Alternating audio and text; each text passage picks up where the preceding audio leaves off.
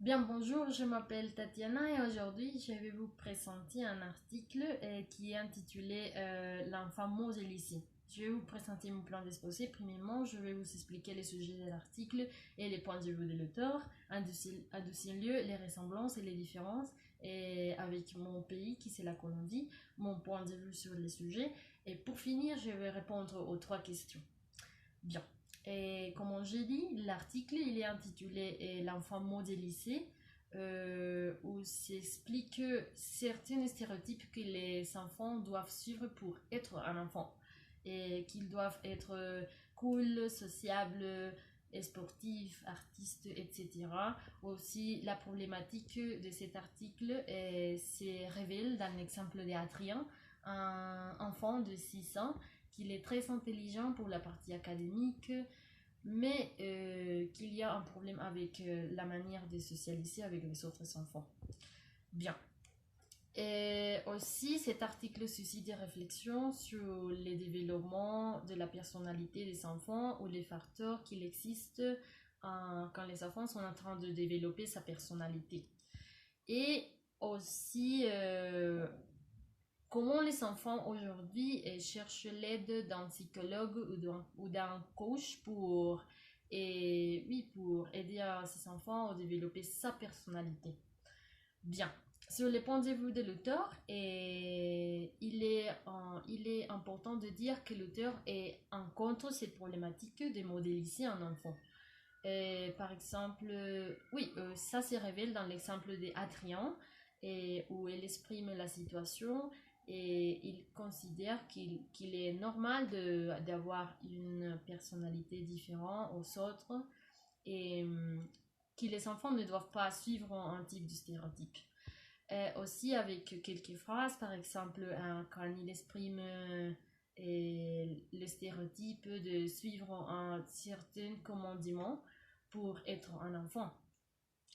Bien, sur les ressemblances et les différences avec la situation ici en mon pays, moi, je considère qu'ici en Colombie, c'est la même chose. Il n'y a pas de différence.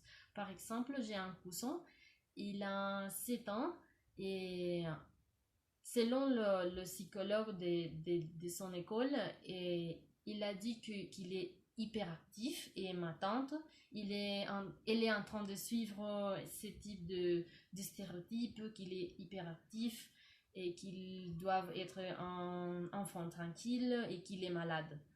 Bien, mon point de vue sur ce sujet, moi, je considère qu'il est une chose ironique de modéliser la personnalité d'un enfant. Ou, oui, essayer de contrôler ça parce qu'un enfant doit être curieux tout le temps et ça ne dépend pas de notre partie. Oui, seulement nous sommes comme un guide et je suis en désaccord avec cette problématique et il faut chercher quelques stratégies ou bien sûr et des solutions. Bien. Ce qui concerne les trois questions, la première c'est si moi je considère que la timidité chez les enfants doit être prise comme un danger. Oui, moi je crois que je ne peux pas dire oui ou non parce que ça dépend du contexte. Bien. Et si les enfants sont des parents, si les parents sont très autoritaires par exemple et ils sont tout le temps en train d'hurler l'autre personne, il y a comme une sorte de problème tout le temps avec la famille et c'est normal que l'enfant soit timide mais il soit un peu agressif à l'école pour suivre ce type de comportement parce qu'il avoue les comportements de ses parents, il est en train de faire la même chose, non chez lui, mais bien sûr avec les autres enfants. C'est la raison pour laquelle je dis que ça dépend du contexte. Mais au contraire, s'il y a oui, s'il y a des enfants, des parents qui sont tout le temps en train de communiquer, je crois que la timidité ne devait pas être considérée comme un danger. Oui, mais au contraire, comme j'expliquais avant, et si l'enfant est timide à la maison, mais ses parents sont autoritaires et sont tout le temps en train de hurler, ça sera un problème pour les autres personnes. Oui, parce qu'il sera comment... il suivra le même modèle que ses parents. Bien, l'autre question, c'est si les parents doivent s'inquiéter si leurs enfants ont un comportement différent aux autres. Bien. Je crois que oui, parce que s'il y a une communication, je crois que les enfants ne doivent pas être différents aux autres. Oui.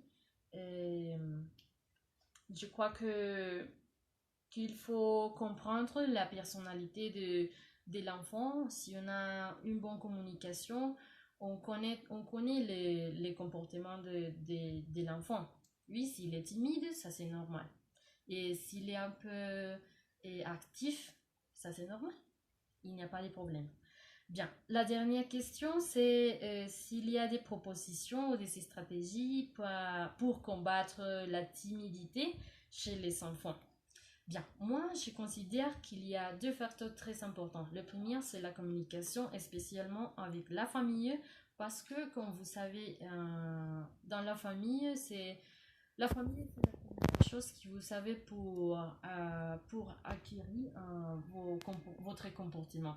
Oui, c'est le lieu de naissance où vous suivre l'exemple de vos parents et je crois que ici, c'est la partie fondamentale de créer la personnalité. On peut trouver la même, oui. Et aussi, je crois qu'essayer de socialiser avec les autres personnes, mais non comme une obligation. Vous pouvez essayer de faire que votre enfant parle avec les autres, ou joue avec les autres, mais de manière normale. S'il ne veut pas faire ça, ça c'est normal. Et je crois que ça, c'est comme les deux facteurs fondamentaux. Bien sûr, et c'est tout. Merci.